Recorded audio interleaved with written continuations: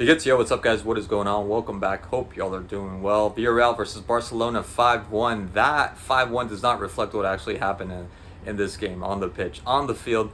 That was, I felt in many ways that, man, they dropped the ball. Villareal really dropped the ball in this game because they could have at least tied this game. Hell, they could have won this game. And they played well too. I thought they put in a really good performance. Obviously, I was focusing more on Barcelona and what they were doing.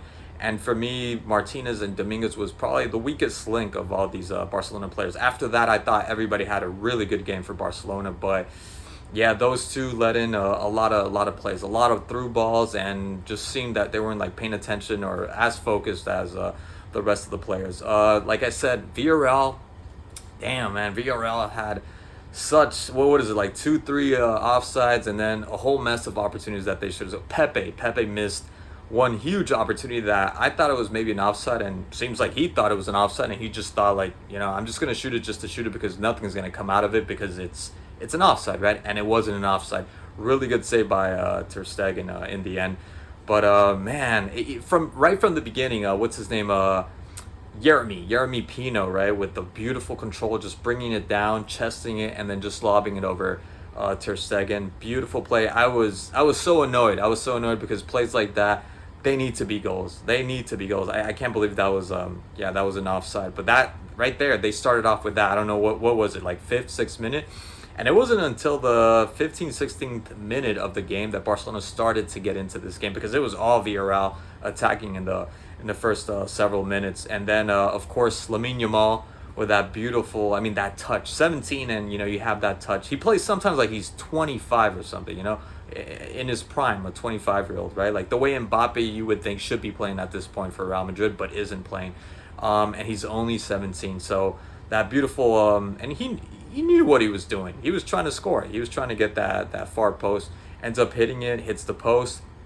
I think it was Rafinha, if I'm not mistaken, hits it. Goes outside, corner kick, and that's when Barcelona started to look alive, and they had a good number of opportunities. Lewandowski had a chance. Koundé and Lamine Yamal, love that combination, that understanding, and really good save by the keeper, Conde, I think it is. But Barcelona were coming down on Villarreal. And then Villarreal, like I said, man, Villarreal were doing good with Baena. I really enjoyed the performance by Baena, Parejo, Pepe at times, even though, in my opinion, he missed out on that one good play. And then just sometimes looked a little bit off, just a tad bit off. But Yeremy Pino was another one that I enjoyed really well. I mean, they had massive opportunities to be able to win this game, and they just didn't. Barcelona's midfield, this guy Pablo Torre, which supposedly he's not even part of. I don't know. He hasn't been playing. That's what they were saying, at least. What do I know? I'm not watching Barcelona, but how is this kid not playing? I know he wasn't in the Monaco game, but damn, what a performance by him and Pedri. Just the solidity and just being able to be the tethering between the back line and the front line for Barcelona. And had it not been for them, I don't think Barcelona would have functioned the way they did. Credit to both these players, Pedri and Pablo Torre. I think they were, for me, the most outstanding players of Barcelona and the match. Of course, Lamine Yamal, you can't leave him out, but definitely Pablo Torre and Pedri. Yes, Pedri, especially to Pedri. He doesn't fold when he gets the ball. He knows exactly what to do. Plays really well with his back against goal.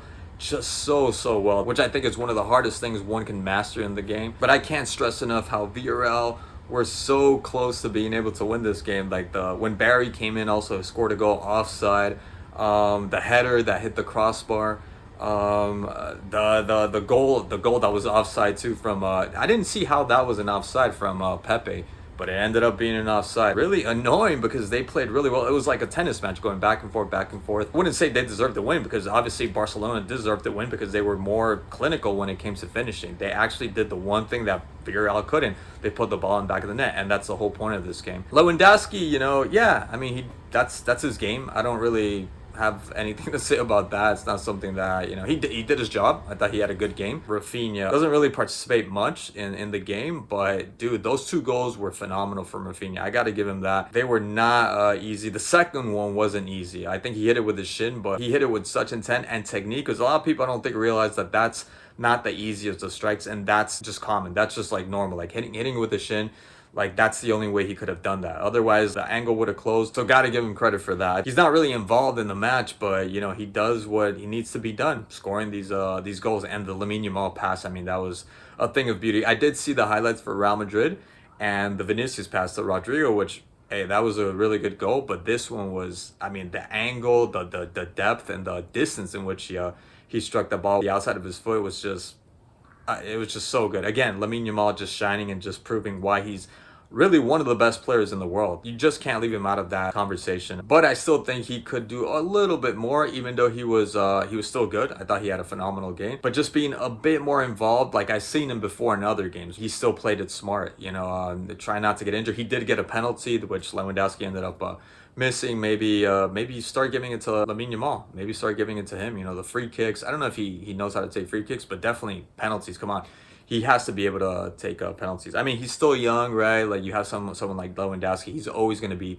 taking the penalties, but why not once in a while, especially since he got the foul or the penalty, for him to be taking the penalty. One thing that I don't know, maybe it's just me, but it kind of a little bit kind of bugged me a bit was that he played the entirety of the game. I know he's 17 and maybe Hansi Flick is thinking, you know, like, oh, he's young, he can do that kind of stuff, but you know, 5-1, you know, take him out, you know, rest him up. He is one of your most influential players. If something happens to him, then you're going to be kicking yourself for not thinking ahead and taking him out, because you got a game, I think this Wednesday, I think it is, and then another game next weekend, and then what, Champions League again. So you should rest him. I don't know why he made him play the whole game. Ter Stegen getting injured. I was trying to see the replay what exactly happened. I guess it was when he came down and the way he landed, but he was in actual pain because Iñaki Peña, when he came in, two balls that he was thinking about it way too much, especially the second one. It was so funny. A ball for Pepe, I think it was.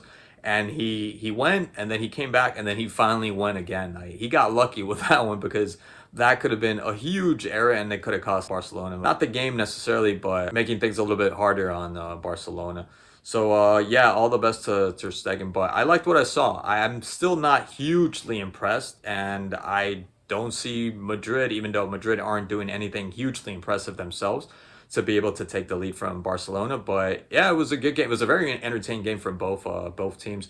And Villareal, for me, like, damn, man, they had such good gameplay and a very interesting squad. And the chances that they created for themselves were really good too. So it just kind of baffles me how they ended up, yeah, just throwing away this game. This shouldn't have been a 5-1. This should have been at least a tie, or Villareal again winning this game. But credit to Barcelona, they very much deserve it because the chances that they created, they ended up putting it in the back of the net. So that's what matters in the end. So yeah, that's my take on the game, and I'm very interested to see what happens when they play against Athletic Madrid and what happens halfway through the season, because again, I don't see them going all the way playing like this. They're kind of going up and down. I know it's a 5-1, but it's a strange way of winning. You know, again, that midfield, to me, that was the most impressive thing, that midfield. So we'll see. But anyways, guys, thank you so much for watching as always, and I'll see you guys in the next one. Cheers.